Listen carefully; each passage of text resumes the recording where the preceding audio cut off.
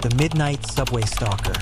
The flickering neon lights reflected on the pooled water on the subway platform floor, creating hazy streaks like snakes slithering in the darkness. It was the night of September 15, 2025, an unusual storm raging over New York City, turning the bustling streets into raging rivers. Elena, a 28-year-old woman working the night shift at a bar in Manhattan, was hurrying down to the subway station to catch the last train back to Brooklyn. She was late, and now the station was deserted, with only the pattering sound of rain from cracks in the concrete ceiling, mingling with the howling wind through the tunnels. Elena wiped the rain from her face and checked her phone. 0:15. The last train should have arrived 10 minutes ago, but the announcement screen read, "Delayed due to flooding." She cursed the weather, wondering why she hadn't called an Uber instead of saving a few dollars. This station, number 7 deep underground, always made her uneasy. The walls were stained with graffiti, the air smelled of damp mold mixed with sewage, and the fluorescent lights flickered as if about to go out. She sat on a wet plastic bench, listening to the rain growing louder, as if the storm was trying to invade this underground world. The speaker crackled, "Attention passengers, due to severe weather, all services are suspended until further notice. Please exit the station." Elena jumped up, her heart pounding. Exit? In this downpour? She looked up the stairs leading to the surface, where water was cascading down like a small waterfall, turning the path into a murky stream. No, she'd wait here. Maybe the train would come soon. She texted her boyfriend, but the signal was weak, and the message wouldn't send. She felt completely isolated, like being buried alive underground. Then the whispering began. At first, Elena thought it was the rain echoing from the tunnel, a soft sound, like someone murmuring from afar. She tilted her head to listen, but the rain drowned everything out. Probably the wind, she told herself, trying to stay calm. She paced along the platform, her high heels clicking on the wet floor. Light from a distant bulb flickered, illuminating part of the tracks. The water there was ankle deep, and she saw something moving.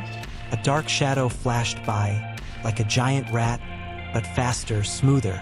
She shook her head, smirking at herself. Too tired, Elena. Don't imagine things. But the whispering became clearer. Not the wind. It sounded like human voices, murmuring unclear words, repeating, "Come, deeper, join us." Elena froze. She turned around, scanning the station. It was still empty, no one in sight. The rain now sounded like a wall of noise, blocking everything outside, making her feel like she was in a separate world where no one could hear her screams. She pulled out her phone, turned on the flashlight, and shone it down the tracks. The water was pitch black, reflecting the light like a shattered mirror. And then she saw it, a hand. No, just an illusion. A piece of trash floating, looking like a human hand with twisted fingers. Elena's heart raced. She decided she had to leave. She ran toward the stairs, but the water had risen higher, spilling over the steps like a mini cascade. She tried to climb, but her shoes slipped, and she fell backward, the cold water soaking through her clothes. The whispering was closer now, like someone right behind her. She spun around, sweeping the flashlight across the platform. Nothing, just darkness and the relentless rain. "Anyone? Is anyone here?" she shouted, her voice echoing in the confined space. Suddenly, the station lights flickered off. The entire platform plunged into darkness for a few seconds, then lit up again. In that moment, Elena saw them, distorted shadows. Not one, but many. They crawled along the tracks, bodies twisted, skin pale like corpses soaked in water for days. They moved with terrifying speed, like giant spiders, but in human form. One lifted its head, its white eyes gleaming under the light. Elena screamed, backing away until her back hit the wall. She remembered an urban legend her friends had told her about, the Subway Stalkers, cursed souls beneath New York's ground. According to the tale, On heavy rainy nights when floodwaters poured into the subway system, they awakened. They were victims of a horrific accident decades ago, when a train flooded, drowning hundreds in the dark. The curse made them wander forever, dragging any lost soul into their world. "Come deeper," they whispered, luring victims into the deepest tunnels with no escape. Elena didn't believe in ghosts, but now everything seemed too real. The whispering turned into a chorus, surrounding her from all directions. She ran along the platform, searching for an emergency exit. The door was locked, and the water was rising to her knees. She heard crawling sounds, nails scraping on wet concrete. She shone the flashlight down, and this time it was clear. A shadow was slithering up the platform, its body writhing unnaturally, like broken bones. Its face, oh God, was distorted, mouth wide open, whispering nonstop, "Join us!" In the dark, Elena dashed into the tunnel, no other choice. Darkness swallowed her, with only the weak flashlight guiding the way. Rain echoed from above through vents, but now it sounded like maniacal laughter. She ran, water splashing, breath ragged. Behind her, the shadows pursued, the crawling sounds closing in. She tripped into a deep puddle, her phone falling, the flashlight extinguishing. Complete darkness. In that darkness, Elena felt them. Cold hands touched her legs, pulling her down. She screamed, but the rain drowned out the sound. She remembered the curse. Those who hear the whispers will be pulled into eternal darkness. She struggled, but it was futile. The shadows surrounded her, whispering the city's dark secrets about forgotten souls underground. The next morning, when the storm cleared, the rescue team found the flooded station, but no trace of Elena, only her handbag floating on the black water. And if you listen closely on heavy rainy nights, you might hear whispers from underground, "Come deeper, join us." Cursed Oasis in the storm. The scorching sand burned underfoot, and the Sahara sun was sinking behind towering dunes, painting the sky blood red. It was September 16th, 2025, and Alex, a 35-year-old British explorer, had been lost in this vast desert for 3 days. He had joined an expedition to uncover ruins of an ancient civilization buried beneath the sands, but an unexpected sandstorm had separated him from his group. Now, with his water bottle nearly empty and his compass broken, his only hope was finding an oasis, a rare sanctuary in this merciless sea of sand. Alex trudged on, sweat-soaked, his vision blurred by dust and heat. He had heard of the Sahara's legendary oases, where fresh water bubbled from the earth and greenery thrived like a miracle amidst the arid hell. But this desert was cruel. It deceived with mirages, turning dunes into shimmering lakes. "Just an illusion," Alex muttered, trying to stay calm. He thought of his wife, Sarah, who had died 2 years ago in a car accident.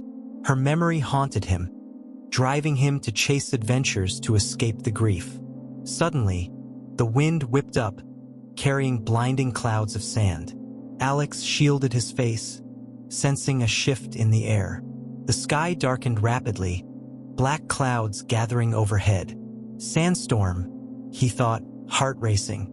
But then the first drops fell. Rain. Rain in the Sahara, a phenomenon so rare it was considered an omen of doom in local legends. The drops pattered on the sand, instantly absorbed at first, but then falling heavier, turning the ground into sticky mud. Alex laughed, despite his exhaustion. A miracle! Rain in the desert! He ran toward a low-lying area where he spotted palm trees and a small pool, an actual oasis. He knelt, gulping the cool water, feeling reborn. Around him were thorny bushes and ancient stones etched with strange symbols, likely relics of Berber or ancient Egyptian origin. He quickly set up a makeshift tent from his backpack, a small shelter against the wind, and crawled inside. The rain now poured like a deluge, turning the desert into a quagmire, with howling winds like wolves. "I'll survive," Alex told himself, turning on his flashlight and eating the last of his rations. But as night fell, things changed. The rain pounded the tent like war drums, drowning out all other sounds. Alex lay curled up, listening to the wind screech through gaps. Then he heard whispering, soft, like a breeze, but distinctly human. "Alex, come back." He sat up, ears straining. Fatigue-induced hallucination, he thought. The desert was notorious for driving people mad, especially during rare rains. He recalled a folktale told by a local guide, the curse of the Oasis, where rain awakened ancient spirits buried in the sand. They were victims of a Pharaoh-era curse, trapping them in an eternal desert tomb.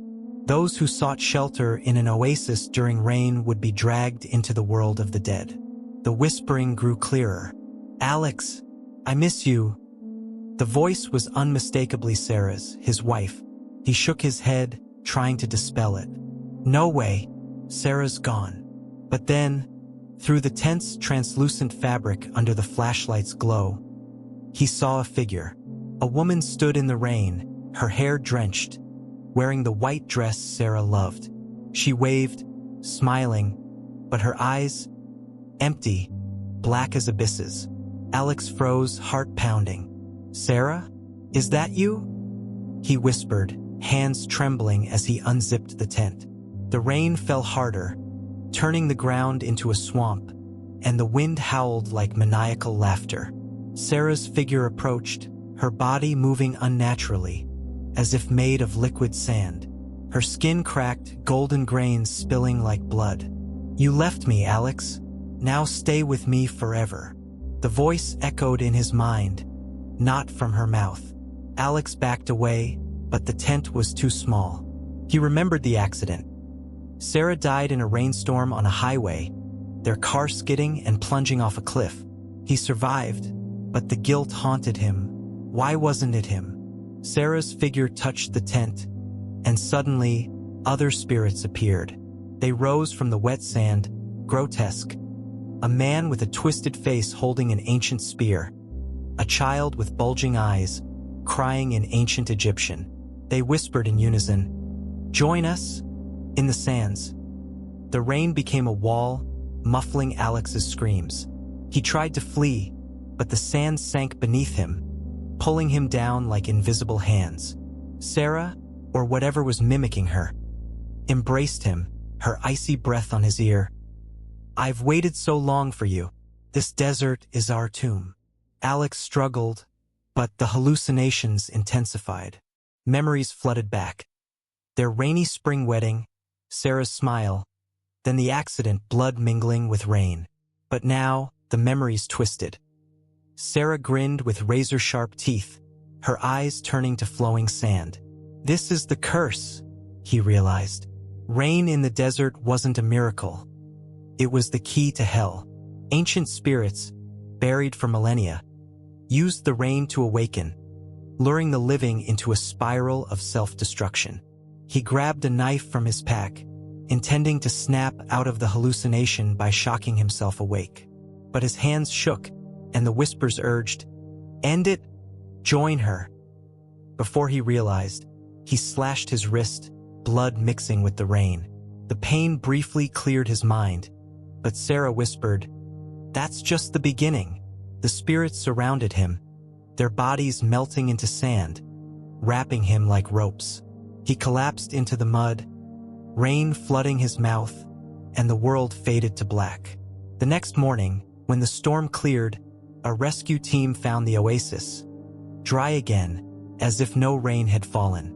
They found Alex's tent, but he was gone. Only dried bloodstains on the sand and an ancient stone carving with the inscription, "Rain brings eternal death." And if you wander the desert during a rare rain, listen closely. You might hear whispers from beneath the sand, "Join us in the storm." Abandoned ship's phantom crew. The sea roared like a beast unleashed, waves crashing against the rusted hull of the eternal dawn. An old cargo ship adrift in the North Atlantic.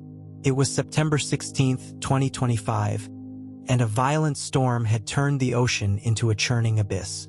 Liam, a 42-year-old fisherman from Newfoundland, clung to the splintered railing of his small boat, now wrecked and tangled in the eternal dawn's anchor chains. His fishing trip had gone horribly wrong when the storm hit, capsizing his vessel and leaving him stranded on this derelict ship. Rain lashed his face, salt water stinging his eyes, as he stumbled onto the deck, desperate for shelter. The Eternal Dawn was a ghost ship, abandoned decades ago after a mysterious disaster. Fishermen whispered about it in hushed tones. A freighter that vanished in a storm in the 1970s, only to reappear sporadically, adrift and empty. Some said it was cursed, its crew doomed to wander the seas forever. Liam didn't believe in ghost stories, but as he stood on the creaking deck, the ship groaning under the storm's fury, he felt a chill deeper than the icy rain. The air smelled of rust and decay, and the rain pounded relentlessly, a curtain of noise that drowned out the world. Liam staggered toward the bridge, his boots slipping on the slick deck. The ship was massive, its cargo holds yawning like black maws. He found a hatch leading to the crew quarters and pried it open, the hinges screaming in protest. Inside, the air was thick with mildew, and water dripped from cracked pipes overhead. His flashlight flickered, casting jagged shadows on the walls covered in faded maps and peeling paint. He shivered, his clothes soaked, and muttered, "Just need to wait out the storm." But the rain's rhythm was unnerving, like a heartbeat pulsing through the ship. He settled in a small cabin, barricading the door with a rusty chair. The storm raged outside, waves rocking the ship like a cradle. Then he heard it, a whisper, faint but unmistakable, cutting through the rain's drone. "Liam, come below." He froze, gripping his flashlight. "Just the wind," he told himself, though his hands trembled. He'd heard tales of the Eternal Dawn's curse, a crew that mutinied, only to be struck by a storm so fierce it bound their souls to the ship. Those who boarded were never seen again, their screams swallowed by the sea. The whispering grew louder, a chorus of voices, male and female, young and old. "Join us in the deep." Liam's heart pounded. He shone the flashlight through a porthole, but the rain obscured everything, turning the world into a gray blur. Then, a shadow moved outside, a humanoid figure, hunched and swaying with the ship's motion. He blinked, and it was gone. "Exhaustion," he muttered, rubbing his eyes. But the whispers persisted, now accompanied by faint laughter, sharp and cruel, echoing from the lower decks. Liam's mind flashed to his brother, Connor, who had drowned years ago during a fishing trip. They'd been caught in a storm not unlike this one, and Liam had watched helplessly as Connor was swept overboard. The guilt had driven him to the sea ever since, chasing redemption in every catch. Now the laughter sounded like Connor's, but twisted, mocking. "You let me die, Liam?" The voice came from behind the door. He spun around, the chair barricade rattling as something scraped against it, nails or claws dragging slowly. He grabbed a rusted pipe from the floor, his only weapon, and shouted, "Who's there?" The laughter stopped, replaced by footsteps, wet, deliberate, climbing the metal stairs from the lower decks. The ship lurched, and Liam stumbled, his flashlight rolling across the floor. In the brief darkness, he saw them through the porthole, figures on the deck, their bodies bloated and pale, seaweed tangled in their hair. One turned, its face half-eaten by the sea, eyes glowing like bioluminescent fish. It grinned, teeth sharp and barnacle-encrusted, and whispered, "Come to us." Liam's breath caught. He remembered the legend. The Eternal Dawn's crew had made a pact with something ancient in the ocean, a force that promised survival but demanded their souls. The storm had sealed the curse, binding them to the ship as phantom crew, luring others to join their eternal torment. The rain wasn't just water. It was the sea's voice, awakening the curse, calling the living to their doom. He bolted from the cabin, pipe in hand, and ran toward the bridge, hoping to find a radio or flare gun. The corridors were a maze, walls slick with algae, and the rain seeped through cracks, pooling at his feet. The whispers followed, now a deafening chant, "Join us!" In the deep, shadows moved in his peripheral vision, figures crawling along the ceiling, their limbs bending at impossible angles. One reached out, its hand skeletal, dripping black water. Liam swung the pipe, but it passed through the figure, which dissolved into mist, only to reform behind him. He reached the bridge, a cavernous room with shattered windows and a helm encrusted with salt. The radio was dead, wires chewed as if by rats. He found a flare gun, but the cartridges were damp, useless. The laughter returned, louder, and the shadows closed in. One figure stepped forward, its face shifting to resemble Connor. His brother's blue eyes now hollow, his mouth stretched into a grotesque smile. "You should have saved me, Liam," it said, voice bubbling like it came from underwater. "Now you'll stay with me." Liam backed against the helm, the rain pouring through the broken windows, soaking him to the bone.